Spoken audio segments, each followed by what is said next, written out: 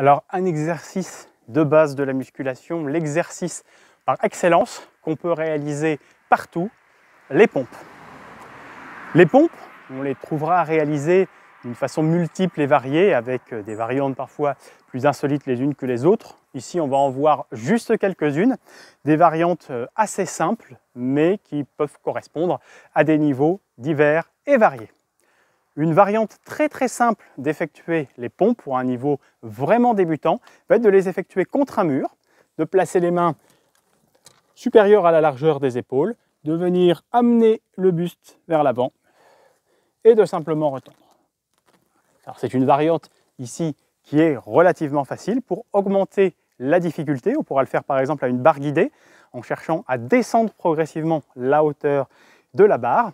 Plus on va descendre la barre et plus on va aussi amener les pieds vers l'arrière, et bien plus l'exercice sera difficile. On passe maintenant dans les variantes plus traditionnelles de pompe, celles réalisées au sol. La base ici est de partir avec les mains donc supérieures à la largeur des épaules.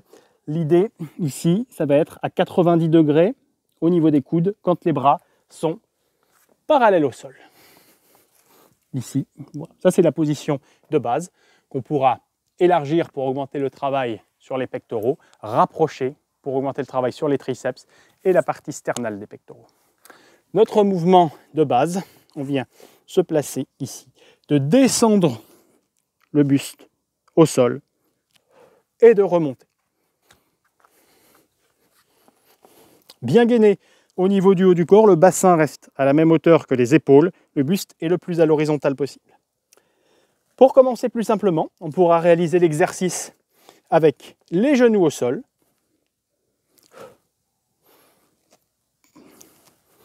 puis pourquoi pas descendre normalement donc sur la face excentrique et remonter sur la face concentrique avec l'aide des genoux. Voilà une possibilité aussi d'augmenter progressivement la difficulté avant d'arriver à faire des pompes normales complètes. Possibilité va être de surélever les mains ou d'utiliser des supports pour les mains. Deux intérêts ici, ça va être d'augmenter l'amplitude de mouvement, de pouvoir descendre plus bas, donc d'étirer davantage les pectoraux. Ça va être aussi de respecter l'articulation des poignets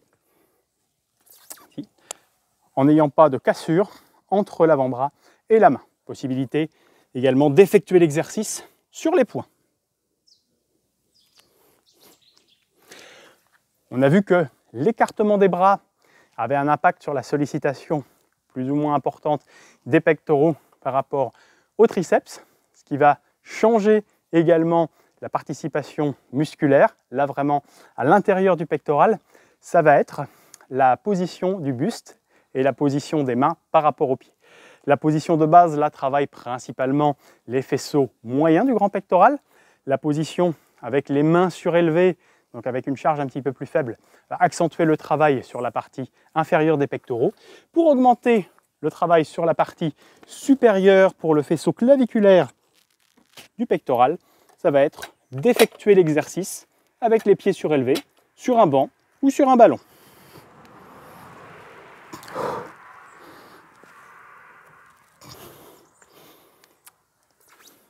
Plus on va finalement surélever les pieds, et bien plus le travail va s'accentuer sur les faisceaux claviculaires du grand pectoral, sur le deltoïde antérieur, jusqu'à devenir par exemple un travail vraiment d'épaule dans les handstand push-ups par exemple, donc les pompes sur les mains avec les pieds soit en l'air, soit sur un mur. Voilà de multiples variantes sur les pompes, il en existe des dizaines d'autres, c'est à vous de jouer.